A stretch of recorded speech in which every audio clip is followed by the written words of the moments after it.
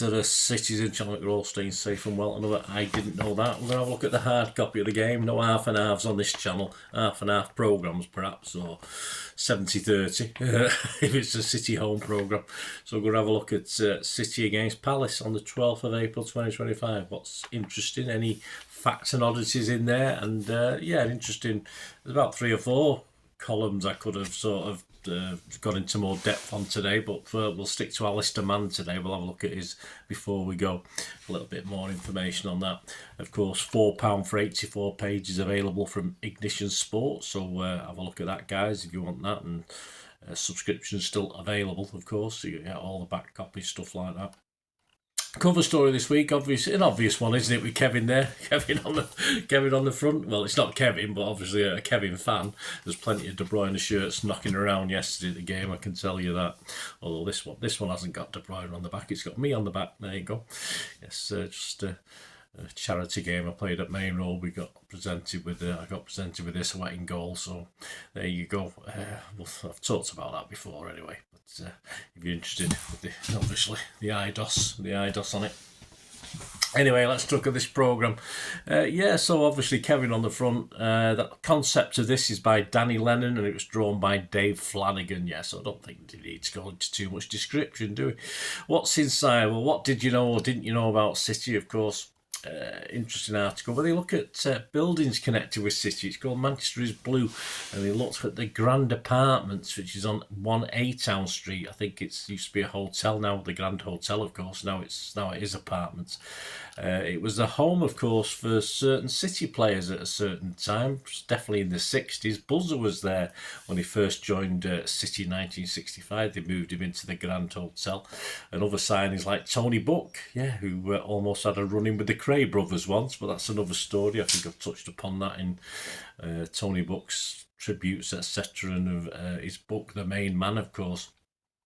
And Buzzer, of course, used that as a well, it was a home base, wasn't it, for his many trips into Manchester with his mates like Georgie Best, of course. And it was certainly handy for him to enjoy the Manchester nightlife, shall we say, in the swinging 60s. Yeah, absolutely.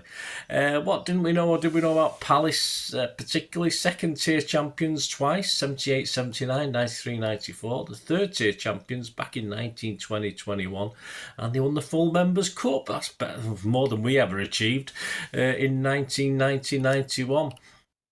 This is their longest run in the top division without being relegated. So this is since they're being founded, of course, ever. And this is their 12th season in the top flight. And the highest top spot in the division was third in 1990-91 under a certain Steve Coppell. Yes, we'll not talk about him too much. Manager Oliver Glasner as a player. He played for SV Ried in Austria and made over 500 appearances for them. He had to retire though, although he was age 36, so he was getting on a bit, but there was a clash of heads in a game and it caused a brain hemorrhage, so it forced his retirement a little bit earlier than he wanted to. Their top 5 greatest of all time, Jim Cannon. He was there from 1973 to 88, 660 appearances with 30 goals. He actually had trials with City before eventually joining Palace. Wilfried Zaha, yes, 90 goals in 458 appearances. He now plays for Charlotte FC in the MLS, of course. Peter Simpson from 1929 to 1935. He scored 165 goals in just 195 appearances. Very Haaland-esque, of course. Hat-trick on his debut, and he once scored 6 in a game, and they all counted. Yeah, not like poor Dennis Law. A knee injury stopped his career early as well, or he would have done even better. Ian Wright was there from 1985 to 1991. 118 goals in 277 appearances, not bad. Of course, he was an Arsenal hero, but he remains Palace's third highest goal scorer of all time. Kenny Sampson was there between 75 and 80, 197 appearances. He was a defender, but he managed 4 goals. Yeah, a byword for dependability and solidity. That's what they called him. Well done. What about City and Palace? Well, my City Nightmare 11 is put together this time by former Palace skipper and City fan Jeff Thomas. Yes, he picks an impressive 11 that I think would win won many things, he could win everything, I think, this 11.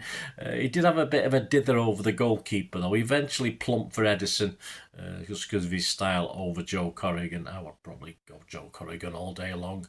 Tony Buck, Glimpardo, Mike Doyle, Vincent Kompany, KDB, Colin Bell, Mike Summerby, Peter Barnes, Aguero and Haaland. That's not a bad team, is it? It's not bad. 6 degrees of separation. Of course, links 6 players of both clubs.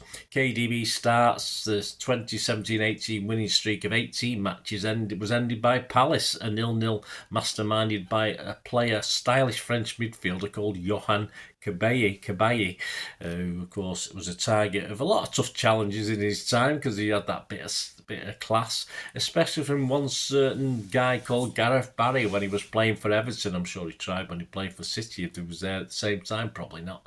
Anyway, he joined City from Aston Villa, of course, Gareth Barry, where Gareth Southgate was a teammate. And of course, as an England manager, handed Phil Foden his first cap, who in the Under-17s World Cup in 2017 scored twice in a 5-2 win over Spain, and his 2 goals were sandwiched, one either side of a goal from Marc, and I never know how to say his name, Guy. Come on, Guy. I have no idea. He was at Chelsea at the time, and he was suspended for today's game, of course.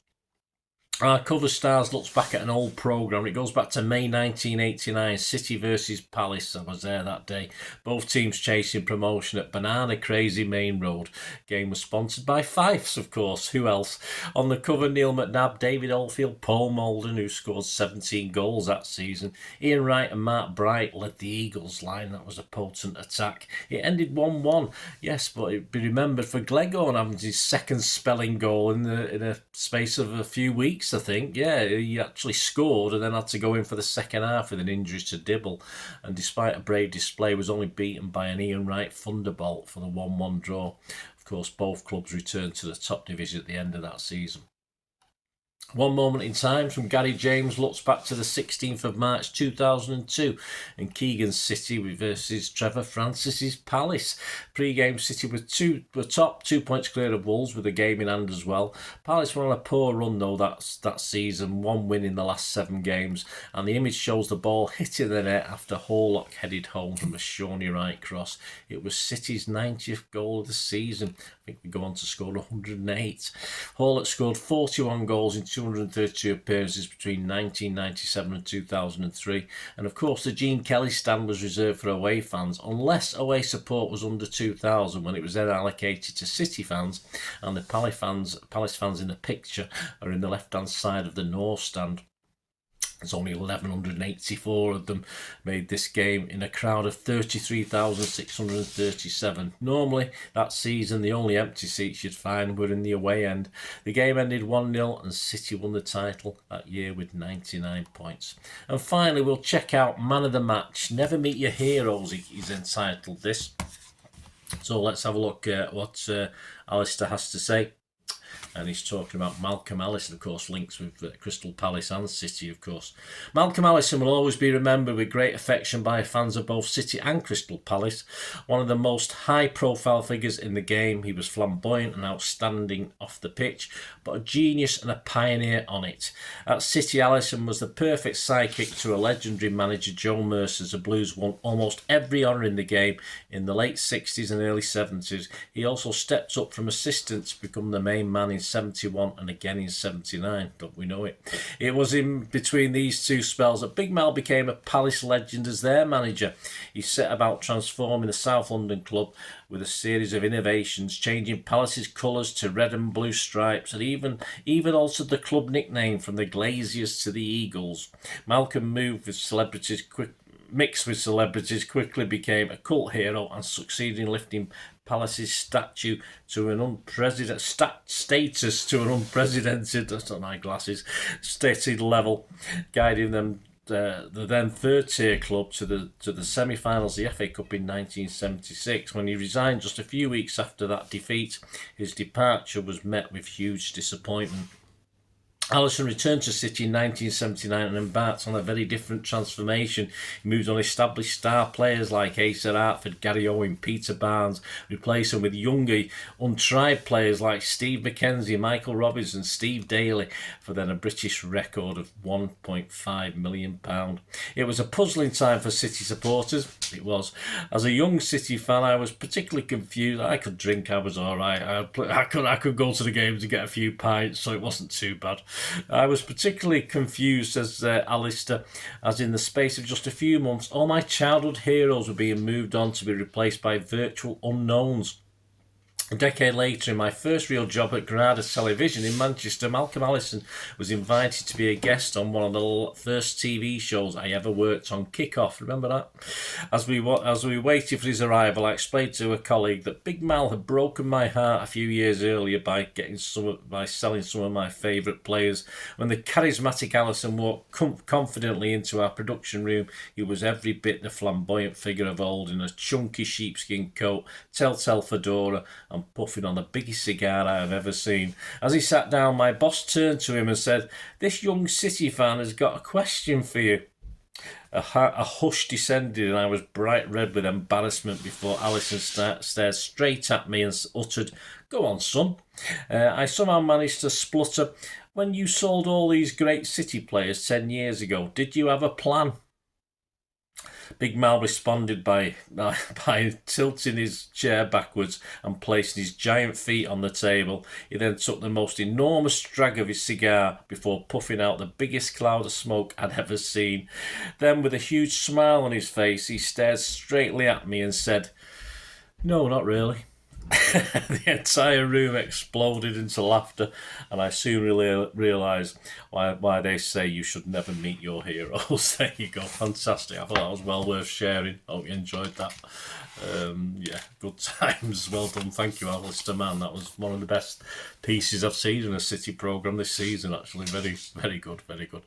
Hope you enjoyed that, guys, this little look. Obviously, check back some of my others of the Palaces. It's a bit of history as well, of course. Well, it's not just a look at a programme, it's City history, and sometimes the teams were playing history as well, and hope you enjoy it, and I'll keep on doing it as long as people enjoy it.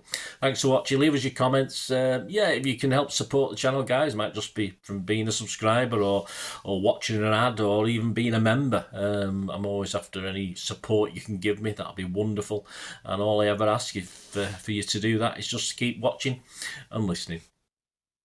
Hope you enjoyed the feature, and yeah, if you can support me through the subscription, if you can subscribe, guys, that'd be wonderful if you've not already done so. We do actually have memberships at the moment, just 99p a month, so you get access to all my City stuff, including all the history vlogs, dozens and dozens not been published yet that you get immediate access to, and every time I do a edit and do a vlog, you get immediate access to it as well. So you can have a copy of scripts as well if you want any hard copy of the sort of things I do on matches and teams and managers and players, etc, etc. So if you can join the membership, that'd be wonderful. We'd fine. And yeah, if you want to support the channel just by watching the ads, that helps. Watch the ads, let them play through while you just have to check your phone or something, let it play out. And of course, if you follow any of the links, that always works as well. If you follow a link to one of the ads and you fancy something, I've done it myself. I've followed a link and actually purchased something from another organisation. But it can happen. It can happen. Not all ads are stuff you're not interested in. And of course, if you can give us a like, guys, that would be absolutely fantastic. All likes are much appreciated. Anyway, thanks for watching. Until the next time, of course, I only ever ask one thing, don't I? Please, I ask you all to stay safe, especially you Blues. Until the next time, come on, City. Bye for now.